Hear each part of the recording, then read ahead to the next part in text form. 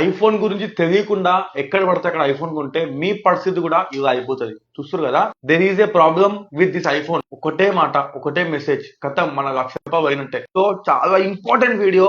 IPhone కొందాం అనుకున్న వాళ్ళకి షేర్ చేసేయండి, చాలా యూస్ఫుల్ అవుతుంది. ఎందుకంటే ఏమైతుందంటే బయట కంట్రీస్ లో ఫోన్ పర్చేస్ చేస్తారు, చేసి ఇక్కడ తెచ్చి మనకు అమ్మేస్తారు. అమ్మేసిన తర్వాత వాళ్ళు మళ్ళా వాళ్ళ కంట్రీకి వెళ్ళిన తర్వాత అక్కడ ఐ లాస్ట్ మై ఫోన్ అని చెప్పి ఫోన్ క్లైమ్ చేసుకుంటారు. అప్పుడు మీ ఫోన్ ఇక్కడ లాక్ అయిపోతుంది.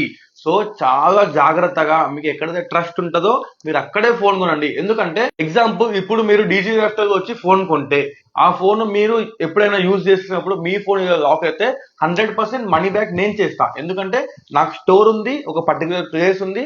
మీకు ఏమైనా ప్రాబ్లం వస్తే మీరు ఇక్కడ వచ్చి అడగొచ్చు. సో బయట ఎక్కడ పడితే అక్కడ కొనొద్దు, లేకపోతే మీ పరిస్థితి కూడా ఈ కస్టమర్ లాగా అయిపోతుంది అనమాట.